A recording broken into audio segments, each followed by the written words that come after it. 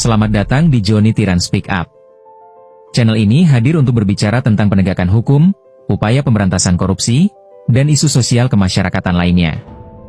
Mari bersama kita bergandengan tangan membangun negeri tercinta.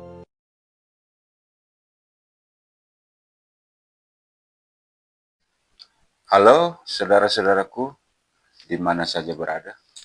Kita bertemu kembali pada kesempatan ini. Senang sekali saya dapat kembali menjumpai saudara-saudaraku. Semoga selalu dalam keadaan sehat, tidak kurang suatu apapun, dan yang terpenting, semoga selalu dalam perlindungan Tuhan kita, Yesus Kristus. Nah, pada kesempatan ini, saya ingin mengajak kita berdiskusi tentang soal rendahnya gaji yang diterima oleh para perawat yang bekerja di fasilitas kesehatan di Nusa Tenggara Timur. Ada informasi menarik yang disampaikan oleh Ombudsman NTT. Untuk itu saya mengajak kita mengutip dari IMEX NTT ID tanggal 23 September tahun 2025. Ombudsman NTT sebut 91,3% perawat menerima gaji di bawah UMP. Kepala Ombudsman NTT, Darius Bedadaton, beberkan besaran gaji perawat di NTT berdasarkan hasil survei Dewan Pimpinan Wilayah Persatuan Perawat Nasional Indonesia, PPNI. Menurutnya, survei ini dilakukan secara independen sejak 17 September 2025 hingga 22 September 2025. Dengan responden sebanyak 557 perawat yang bekerja di fasilitas kesehatan swasta di NTT. Lebih lanjut, ia menjelaskan, hasil survei ini menunjukkan bahwa gaji pokok perawat yang bekerja di fasilitas kesehatan swasta di NTT mayoritas berada pada kelompok penghasilan 500.000 hingga 1 juta sebanyak 31,2%. Kemudian 22,8% responden mengaku menerima gaji pokok yang diterima setiap bulan pada kisaran 2 hingga 2,5 juta. Disusul kelompok gaji 1 sampai 1,5 juta sebesar 21% dan kelompok 1,5 sampai 2 juta sebesar 12,9%. Sementara itu, kata Darius, responden dengan gaji pokok 2,5 juta hingga 3 juta tercatat 5,9% dan yang berada pada kisaran 3 juta hingga 3,5 juta sebanyak 2%. Sedangkan proporsi terkecil terdapat pada kelompok gaji tinggi, yaitu 3,5 hingga 4 juta dan 4 juta hingga 4,5 juta masing-masing 0,4%. Selain itu terdapat 3,4% responden yang melaporkan menerima gaji pokok kurang dari 500.000 per bulan. Ini menjadi catatan penting bahwa ada 3,4% responden yang melaporkan menerima gaji pokok kurang dari 500.000 per bulan. Dengan demikian, maka jika dibandingkan dengan UMP NTT yang ditetapkan sebesar Rp2.328.969, maka terlihat bahwa mayoritas perawat yang bekerja di fasilitas kesehatan swasta di NTT sekitar 91,3% menerima gaji pokok di bawah UMP. Nah, saudara-saudaraku, informasi ini sangat menarik sekaligus memprihatinkan karena 91,3% perawat yang bekerja di fasilitas kesehatan swasta menerima gaji di bawah UMP. Dan yang lebih memprihatinkan lagi, ternyata ada 3,4% yang menerima gaji kurang dari 500.000 sebulan. Nah, bagaimana sikap Gubernur dan DPRD NTT terhadap persoalan ini?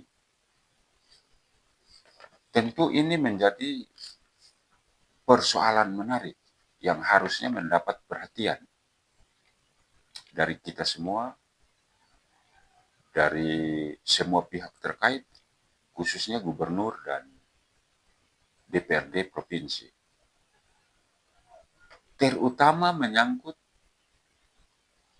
prosentase penerima gaji di bawah 500.000 rupiah sebulan, yang angkanya 3,4% itu.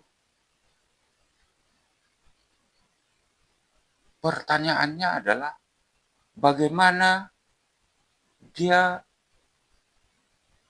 membeli beras dan lauk untuk kebutuhan makan minum dia atau keluarganya tiap hari. Bagaimana dia membelikan susu untuk anak-anaknya. Bagaimana dia membayar tagihan listrik dan air. Bagaimana dia membayar transportasi ke tempat kerja. Bagaimana dia membayar biaya sekolah anak-anaknya.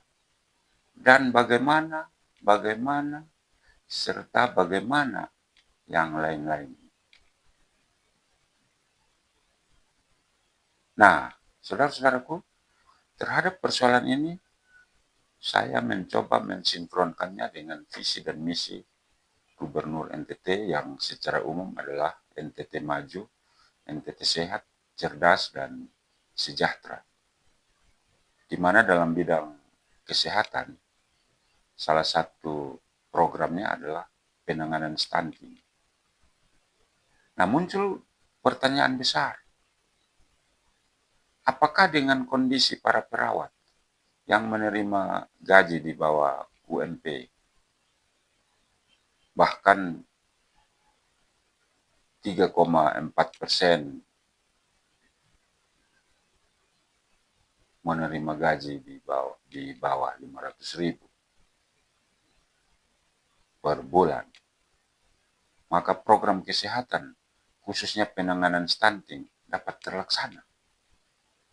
Apakah tingkat kesejahteraan perawat yang di bawah standar dapat mempengaruhi kinerjanya dalam bekerja di bidang pelayanan kesehatan? Memang ini sangat memprihatinkan. Bukan hanya sangat memprihatinkan, tapi menurut saya amat sangat memprihatinkan, khususnya terhadap persentase 3,4% yang menerima gaji pokok di bawah 3,4% ini. Di bawah 500.000 dengan jumlah 3,4% ini. Kita kalau dari responden 557, 3,3% berarti jumlahnya sekitar berapa ya? Tinggal dihitung. Nah, ini saya mengajak mari kita renungkan bersama, karena bagaimanapun ini persoalan perlu mendapatkan penanganan serius.